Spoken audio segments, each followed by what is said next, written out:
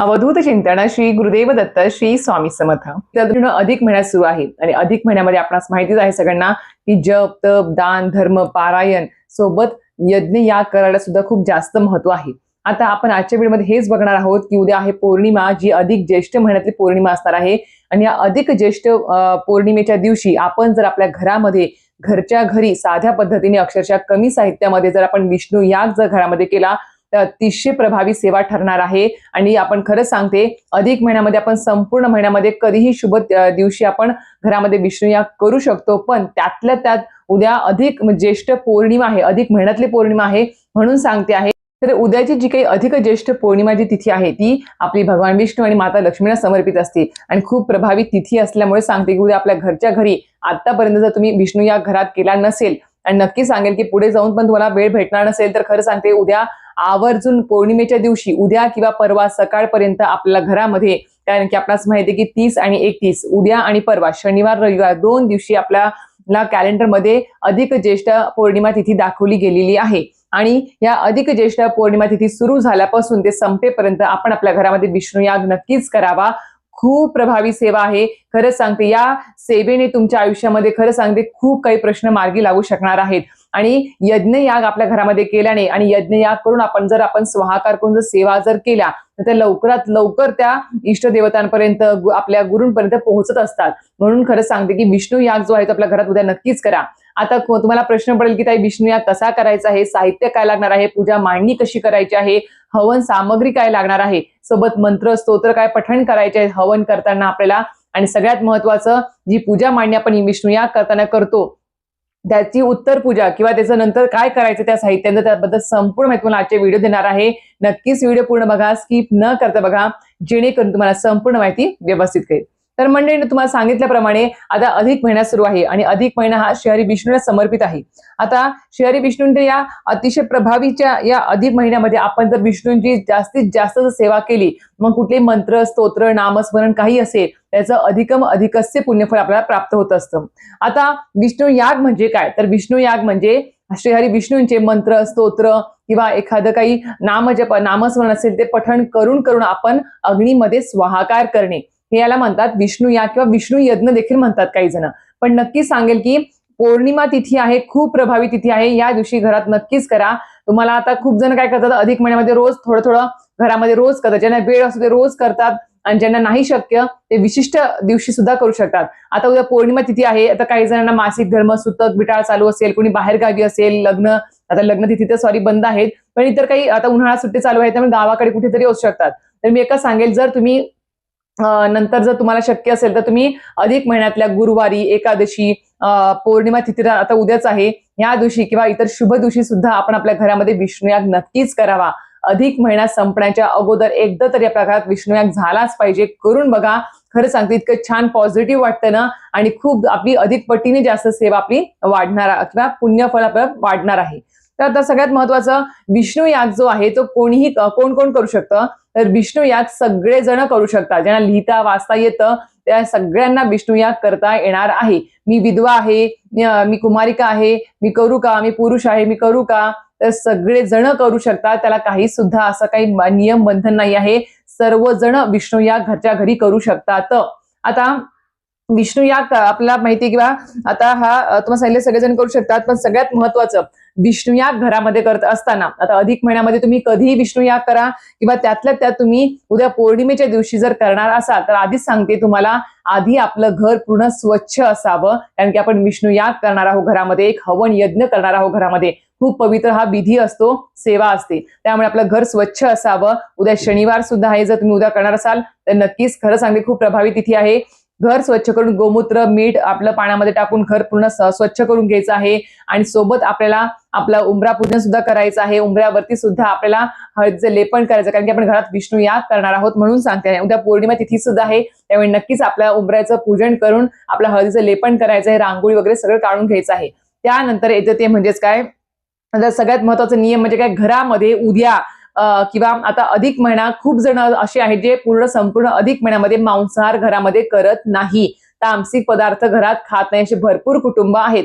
फक्त पारायण, सेवा, दान, धर्म यालाच महत्व या अधिक महिन्यात देतात. खूप जण देत असतात. जसं आपण चातुर्मास पाळतो तसा अधिक महिना पाळतात. पण खूप जण पाळतच नाहीत. पाळतात एक विशिष्ट दिवशी खातात म्हणजे खातातच, मांसाहार करतातच. पण मी एकच सांगेल, जर ज्या दिवशी तुमच्या घरामध्ये विष्णू याग होणार आहे, तुम्हाला करायची इच्छा आहे किंवा तुम्ही उद्या पौर्णिमेच्या दिवशी करणार असाल, तर आवर्जून सांगेल की घरात मांसाहार करायचा नाही.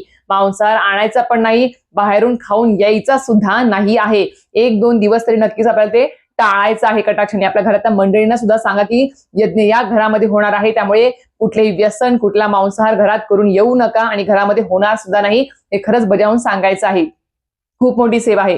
त्यानंतर येतं ते म्हणजेच काय, ब्रह्मचर्याचं पालन आपल्याला त्या दिवशी करायचं. आदल्या दिवशीच ब्रह्मचर्याचं पालन करावं. समजा आता उद्या तुम्ही करणार आहात विष्णू याग, तर आज रात्रीच तुम्हाला ब्रह्मचर्याचं पालन करायचं आहे आणि सकाळी उठून शुचिर्भूत व्हायचं आहे. स्वच्छ सगळीकडे गोमूत्र शिंपडायचं आहे. तुम्हाला सांगितलं लादी वगैरे स्वच्छ पुसून घ्यायची आहे. ते केल्यानंतर आपली देवपूजा वगैरे झाली, देवपूजा वगैरे करून घ्यायची सकाळची. ती झाल्यानंतर आपल्याला जिथे विष्णू याग करायचा आहे ती जागा स्वच्छ करून घ्यावी. पूर्णपणे गोमूत्र, मीठ, हळद, पाणी टाकून स्वच्छ पुसून घ्यायची ती जागा. देवघरासमोर जागा असेल तर तिथे समोर तुम्ही विष्णू याग करू शकता. देवघराच्या बाजूला करा किंवा घरात असे एक ठिकाण असेल जिथे तुम्हाला बेडरूम वगैरे सोडून, बघा बेडरूम मध्ये वगैरे करू शकत नाही, फक्त हॉलमध्ये किंवा किचनमध्ये कुठे जागा भेटेल तुम्हाला एक्स्ट्रा, जिथे कुणी हात लावणार नाही, कुणी जास्त लहान मुलं जाणार नाही, त्याच्या ठिकाणी मोकळ्या त्या जागेमध्ये तुम्हाला तो विष्णू याग करायचा आहे. आता विष्णू याग करताना फक्त तुम्हाला तर जागेची कमतरता असेल ते पण मी समोर सांगेल की जागे अभावी तुम्ही विष्णू याग कसा करू शकणार आहात ते पण समोर जाऊन सांगते. पण सर्वप्रथम जर तुम्हाला पूजा मांडणी करून विष्णू याग करायचा असेल तर काय काय लागणार आहे ते सर्वप्रथम सांगते. तर देवघरासमोर जागा, देवघरासमोर तुम्हाला एक चौरंग पाट तुम्हाला मांडायचा आहे. तिथे त्याच्यावर तुम्हाला पिवळं वस्त्र अंथरायचं आहे. त्याच्यावर तुम्हाला सर्वप्रथम तुपाचा दिवा प्रज्वलित करायचा आहे. तुपाचा दिवा प्रज्वलित करून त्याची पंचोपचार पूजा करायची आहे आणि ते केल्यानंतर तुम्हाला एक कलश मांडायचा आहे. कलश कसा असतो तुम्हाला माहिती आहे, तांब्याच तांबा, त्यात 5 विड्याची पानं किंवा आंब्याची पानं, त्याच्यामध्ये एक पाणी भरलेला तांब्या असतो, त्यामध्ये हळद, कुंकू, 1 रुपयाचं नाणं, सुपारी वगैरे टाकायची आहे आणि त्याच्यावर तुम्हाला श्रीफळ ठेवायचं आहे, नारळ ठेवायचा आहे. हे झाला कलश. तर कलश ठेवायचा आहे, त्याच्या खाली थोडेसे तांदूळ किंवा गहू ठेवायचे, त्यावर कलश मांडायचा आहे. कलशाची सुद्धा पंचोपचार पूजा करून घ्यायची आहे. लाल फूल, पिवळं फूल अर्पण करायचं आहे. त्यानंतर येते ते म्हणजे जर तुमच्या घरामध्ये श्रीहरी विष्णूंचा, माता लक्ष्मीचा एकत्रित फोटो असेल किंवा अजून एक फोटो आहे बघा, श्रीहरी विष्णू शेष नागावरती झोपलेले आहेत आणि त्यांचे पाय चेपताना माता लक्ष्मी आहे, तो जर फोटो तुमच्याकडे असेल तर आवर्जून तो फोटो या पूजेमध्ये असावा. ठेवू शकता तुम्ही किंवा इतर तुमच्याकडे श्रीहरी विष्णूंचे दुसरे फोटो असतील ते पण तुम्ही ठेवू शकता. सोबत तुम्हाला बाळकृष्णाची मूर्ती सुद्धा या पूजेमध्ये ठेवायची आहे, कारण की ते पण एक विष्णूंचं स्वरूप आहे म्हणून. आता श्रीहरी विष्णूंचा फोटो स्थापित केला, त्यानंतर बाळकृष्णाची मूर्ती पण आपल्याला स्थापित करायच्या अगोदर काय करायचं आहे, सकाळी सकाळी सांगेल, उद्या पौर्णिमा आहे, खूप जण घरामध्ये सत्यनारायण पूजन देखील करणार आहेत, त्यामुळे सकाळीच देवपूजा करताना बाळकृष्णाच्या मूर्तीवर आपल्याला अभिषेक करून घ्यायचा आहे. पुरुष सूक्त आधी सर्वप्रथम तुम्ही ओम नमो भगवते वासुदेवाय पुरुषोत्तमाय म्हणून तुम्ही 5 वेळेस तुम्ही पंचामृताने अभिषेक त्यांना घालू शकता किंवा पैच्या पानाने अभिषेक करू शकता. सोबत 1 वेळेस तुम्हाला पुरुष सूक्तमचं पठण करून त्यांना अभिषेक घालायचा आहे बाळकृष्णाच्या मूर्तीला आणि त्यानंतर ती स्वच्छ पुसून वगैरे घ्यायची आहे आणि त्यानंतर तुम्ही जर विष्णू याग करणार असेल तर ती तुम्हाला त्या पूजेमध्ये सुद्धा ठेवायची आहे ती बाळकृष्णाची मूर्ती. आणि त्यानंतर तुम्ही वस्त्र, फुलं, तुळशीपत्र, पिवळी फुलं, अलंकार वगैरे त्यांना परिधान करायचे आहेत. सोबत विष्णूंचा फोटो सुद्धा स्वच्छ पुसून घ्यावा. अष्टगंध, फुलं, अक्षदा, हार वगैरे त्यांना अर्पण करायचे आहेत. तुळशीपत्र अर्पण करायचं आहे. ते केल्यानंतर आता येते ते म्हणजेच काय, आपल्याला आता पूजेमध्ये आपणास माहिती की बा गणपती बाप्पा सुद्धा स्थान महत्वाचं असतं, त्यामुळे गणपती बाप्पांना सुद्धा सर्वप्रथम तिथे स्थान द्यायचं आहे. गणपती बाप्पांची मूर्ती सुद्धा आपल्याला तिथे पूजेमध्ये मांडायची आहे आपल्याला. ते केल्यानंतर आता गणपती बाप्पांच्या मूर्तीवर सुद्धा तुम्ही सकाळी देवपूजा करताना अभिषेक करू शकता. ओम गण गणपते नमः म्हणून अभिषेक करावा. स्वच्छ पुसून तुम्ही त्या विष्णू यागाचे जे पूजा आहे त्याच्यामध्ये तुम्ही ती मांडू शकता. ते मांडल्यानंतर आता येतं ते म्हणजेच काय, आता आपल्याला विष्णू याग करायचा आहे. आता विष्णू याग करताना आपल्याला सर्वप्रथम काय लागणार आहे, तर विष्णू याग करताना आपल्याला साहित्य लागणार आहे, ज्याला हवन सामग्री देखील म्हटलं जातं. आता हवन सामग्री म्हणजेच काय, तर तुम्हाला सांगेल की आपल्याला जे हवन कुंड असतं बघा, तांब्याचं हवन कुंड कुठल्याही धार्मिक दुकानात भेटून जाईल. तुम्ही तांब्याचं हवन कुंड घेऊन या, छोटंसं मोठंसं जसं आहे तसं घेऊन येऊ शकता यथाशक्ती. ते आणायचं आहे. ते आणल्यानंतर त्याच्यामध्ये तुम्हाला काय लागणार आहे, तर सर्वप्रथम तुम्हाला काय करायचं आहे, त्याच्यामध्ये तुम्हाला लागणार आहे ते म्हणजे हवन कुंड, सांगितल्याप्रमाणे शेणाच्या गौऱ्या लागणार आहे, ते पण तुम्हाला धार्मिक दुकानात भेटून जातील. शेणाच्या गौऱ्या, त्यानंतर तूप लागणार आहे, गाईचं शुद्ध तूप. शिवता शिवत सुतक पिटाळातलं तूप हात लावलेलं नसावं, शुद्ध गाईचं तूप. थोडंसं विकत आणा वाटलंच तर ते आणल्यानंतर तूप लागणार आहे शुद्ध गाईचं, काळे तीळ लागणार आहेत, साखर लागणार आहे, जव, समिधा ज्याला लाकडं म्हणतात बघा, आणि सोबत मला होम हवन सामग्रीचा पुडा मिळतो बघा, तो पण आणला तर चालेल, तो पण आणायचा आहे, तो आवश्यक असणार आहे. आणि त्यानंतर तुम्हाला हे सर्व साहित्य थोडं थोडं काय, आता तूप नाही बरं का, अगोदर काय करायचं, हवन कुंड घ्यायचं, त्यामुळे ते तुम्हाला जिथे पूजा मांडणी केली आहे त्याच्या समोरच तुम्हाला हा हवन कुंड ठेवून तुम्हाला हवन करायचं आहे. छोटासा पाट असेल तर त्या पाटावर, कारण की ते हवन कुंड गरम होतं आपण जेव्हा स्वाहाकार करतो, अगदी प्रज्वलित करतो, त्यामुळे त्याच्या खाली एखादं ताट ठेवा किंवा एखादं पाट ठेवा छोटासा, चालेल, काही हरकत नाही. ते ठेवल्यावर त्याच्यावर भोवती तुम्हाला रांगोळी काढायची, हवन कुंडाच्या बाजूला रांगोळी काढून घ्यायची आहे. ते केल्यानंतर तुम्हाला हवन कुंडामध्ये शेणाची गौरी, ज्या समिधा आहेत त्या समिधा ज्या आहेत लाकडाच्या त्या ठेवायच्या आहेत, आणि त्याच्यावर तुम्हाला थोडंसं तूप टाकायचं आहे. आणि त्यानंतर तुम्हाला आपण जो दिवा प्रज्वलित केला आहे पूजेमध्ये, विष्णू यागाच्या पूजेमध्ये जो काही दिवा प्रज्वलित केला आहे, तिथून तुम्हाला ती शेणाची गौरी किंवा समिधा पेटवून तुम्हाला, किंवा एक कापराची वडी पेटवून तुम्हाला त्या हवन कुंडात टाकायची आहे. त्यानंतर तुम्हाला त्या हवन कुंडामध्ये तुम्हाला काय करायचं आहे, म्हणजे ती अग्नी प्रज्वलित झाला की तुम्हाला काय करायचे, मग मंत्र स्तोत्र पठण करून तुम्हाला स्वाहाकार करायचा आहे, जेणेकरून ती जो काही हवन आहे तो अजून जास्त पेटला जाईल. तर आता सर्वप्रथम तुम्हाला काय करायचं आहे, अग्नी प्रज्वलित करून घेतला हवन कुंडामध्ये आपण. त्यानंतर तुम्हाला स्वाहाकार करताना सांगितल्याप्रमाणे तुम्हाला काय करायचं आहे, तीळ, साखर, जव हे जे आहे, काळे तीळ, साखर, जव एकत्र करून घ्यायची आपल्याला, आणि तूप पण थोडंसं वेगळं बाजूला ठेवून घ्यायचं आहे. आता स्वाहाकार करताना आपल्याला सर्वप्रथम जी आहुती द्यायची असते त्याला स्वाहाकार म्हणतात, ते मंत्र स्तोत्र पठण करून करायचं आहे. पहिलं येते ते म्हणजेच काय, पहिला स्वाहाकार किंवा आहुती ही गणपती बाप्पांसाठी असते, त्यामुळे गणपती बाप्पांचा मंत्र पठण करून आपल्याला स्वाहाकार करायचा आहे. ओम गण गणपते नमः स्वाहा. स्वाहा म्हटल्यावरती स्वाहाकार करायचा आहे. आधी तुपाने थोडंसं टाकायचं, नंतर काळे तीळ, साखर, जव थोडंसं आहे ते मिक्स करून ते पण टाकायचं आहे तुम्हाला प्रत्येक वेळेस. ओम गण गणपते नमः म्हणून 11 वेळेस म्हणायचं आणि स्वाहाकार करायचा आहे. हे सर्व साहित्य टाकायचं आहे. त्यानंतर येते ते म्हणजेच काय, नवग्रह स्तोत्र. नवग्रह स्तोत्र जे आहे ते आपल्या नित्यसेवेच्या पोथीमध्ये दिलेलं आहे. त्याच्या प्रत्येक ओवीला आपल्याला स्वाहाकार करायचा आहे. स्वाहा म्हटल्यानंतर तुम्हाला ती आहुती द्यायची आहे, त्या सर्व तुपाची किंवा जे काळे तीळ, जव तुम्हाला सांगितले आहे, ते साखर वगैरे त्याची तुम्हाला आहुती द्यायची आहे. त्यानंतर ते म्हणजेच काय, पुरुष सुक्तमचं सुद्धा तुम्हाला मराठी किंवा संस्कृतमध्ये पठण करू शकता, नित्यसेवेच्या पोथी दिलेलं आहे. पुरुष सुक्तमचं पठण करायचंय, प्रत्येक ओवीला स्वाहाकार करायचा आहे. त्यानंतर येतं ते म्हणजे काय, विष्णू सहस्राम स्तोत्र. विष्णू सहस्राम स्तोत्र जे मोठं आहे बघा, ते पण संस्कृतमध्ये, ते पण तुम्ही पठण करून स्वाहाकार करू शकता. प्रत्येक ओवीला तुम्हाला स्वाहाकार करायचा आहे. आणि विष्णू सहस्राम स्तोत्र पठण झाल्यानंतर खाली फलश्रुती असते बघा, फलश्रुती तुम्हाला हात जोडून म्हणायची आहे. त्या फलश्रुतीला तुम्हाला स्वाहाकार करायचा नाही आहे. त्यानंतर येते ते म्हणजेच काय, विष्णू गायत्री मंत्र. एक माळ तुम्ही जप करून स्वाहाकार करू शकता, किंवा 16 वेळेस पठण करा तरी सुद्धा चालेल. त्यानंतर येतं तुम्हाला विष्णूंचे इतर जे काही मंत्र स्तोत्र आहे, व्यंकटेश स्तोत्र आहे 15 ओव्यांचं, ते पण तुम्ही पठण करून स्वाहाकार करू शकता, ते पण चालेल, काही हरकत नाही. पण ओम नमो भगवते वासुदेवाय याच्या आता तुम्हाला मी सेवा सर्व सांगितल्या आहे विष्णूंच्या. आता गणपती बाप्पाचा स्वाहाकार झालाच पाहिजे, सोबत पुरुष सुक्तम, नवग्रह स्तोत्राचा स्वाहाकार झालाच पाहिजे. आता विष्णू सहस्रनाम, विष्णू गायत्री मंत्र, व्यंकटेश स्तोत्रम किंवा त्यांचं जो काही मंत्र आहे ओम नमो भगवते वासुदेवाय, हे पठण यातली तुम्हाला ज्या सेवा तुम्हाला शक्य होतील तेवढ्या तुम्ही सेवा पठण करून स्वाहाकार आहुती द्यायची आहे यथाशक्ती. कुठली पण एक सेवा घ्या, सगळ्यात जमलं तर अतिशय उत्तम, काहीच हरकत नाही. तेवढं तुम्हाला तूप घ्यावं लागेल, तुम्हाला सर्व साहित्य तेवढं ठेवावं लागेल हे सर्व स्वाहाकार करण्यासाठी. या सगळ्यामध्ये विष्णू सहस्रनाम स्तोत्राचा स्वाहाकार करायला थोडासा वेळ लागू शकतो, त्यासाठी साहित्य पण तुम्हाला थोडं जास्त लागणार आहे.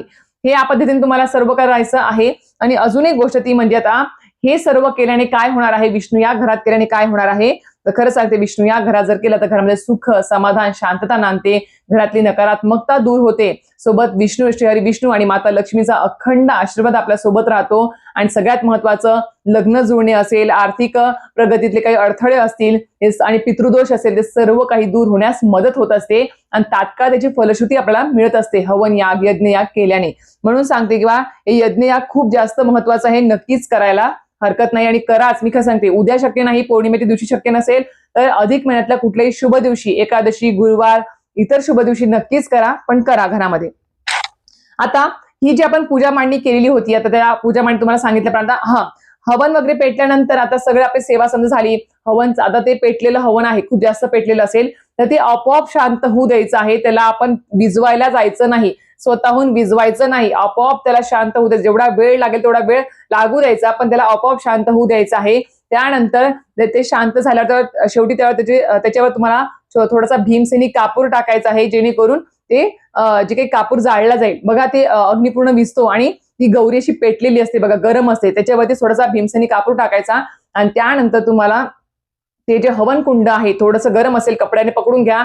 आपल्या घरातल्या टॉयलेट बाथरूम सोडून प्रत्येक घरामध्ये ते आपल्याला थोडं थोडं फिरवायचं. धूर जो आहे तो आपल्या घरातल्या कानाकोपऱ्यात फिरला पाहिजे, अशा पद्धतीने तो फिरवायचा आहे. थोडंसं थंड होऊ द्या वाटलं भांड, पण तो धूर असायला पाहिजे, धूरच आपल्याला तो घरामध्ये सगळीकडे फिरवायचा आहे, फक्त टॉयलेट बाथरूम सोडून. नक्कीच हा यज्ञ या करायला विसरू नका, खूप प्रभावी आहे. तुम्हाला त्याची फलश्रुती सुद्धा सांगितलेली आहे. आता याची तुम्हाला जी आता आपण पूजा मांडणी केली होती विष्णू याग करताना, यज्ञ याग करताना, म्हणजेच कलश जे काही केलं होतं आपण मांडणी साहित्याची, तर त्याच्यामध्ये आणि हो, तुम्हाला जर विष्णूंना नैवेद्य दाखवायचा असेल तर तुम्ही तिथे पिवळी मिठाई आहे किंवा तुम्ही त्यांना खीर वगैरे आहे, केळी फळं तुम्ही जे काही खाणार असाल तुम्ही ते तुम्ही त्याच्यात थोडंसं काढून त्यांना नैवेद्य दाखवू शकता पूजेमध्ये तिथे. आता जे काही साहित्य त्याची उत्तर पूजा किंवा त्या साहित्याचं नेमकं काय करायचं पण प्रश्न विचारला जाईल, तर सांगते.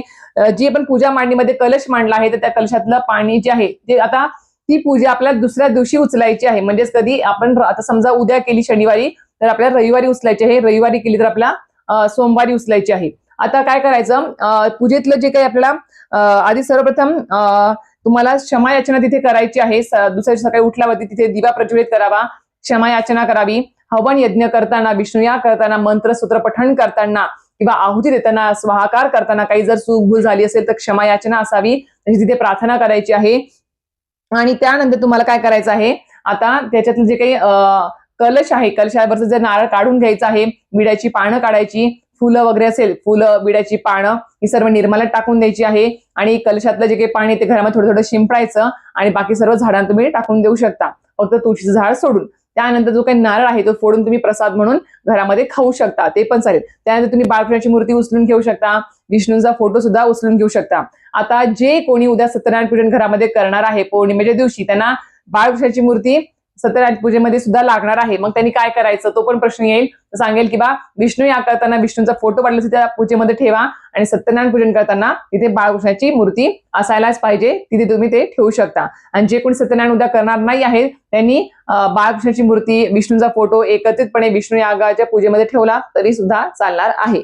पण नक्कीच करा, मी खरंच सांगते. आणि अजून एक गोष्ट, आता जी काही हवन केलेली जी आता हवन झाल्यानंतर ती अग्नी धूर सगळं शांत झाल्यानंतर ती राख तयार होते बघा, तर ती राख जी आहे ती खूप पवित्र आहे. तर ती राख आपल्या घरातल्या कानाकोपऱ्यात टाकायची आहे. आपल्या जो काही टॉयलेट बाथरूम सोडून आपल्या घरात सर्व कानाकोपऱ्यात टाकायची आहे नक्कीच. आणि प्रवेशद्वाराच्या कोपऱ्यात सुद्धा आपल्याला टाकायची आहे. खूप प्रभावी आहे ती राख, कारण की ती सेवा केलेली राख आहे म्हणून सांगते आहे.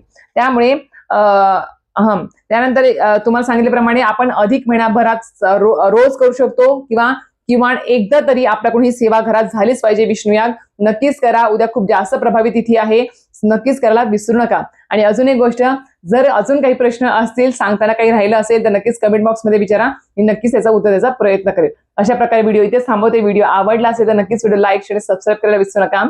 श्री स्वामी समर्थ.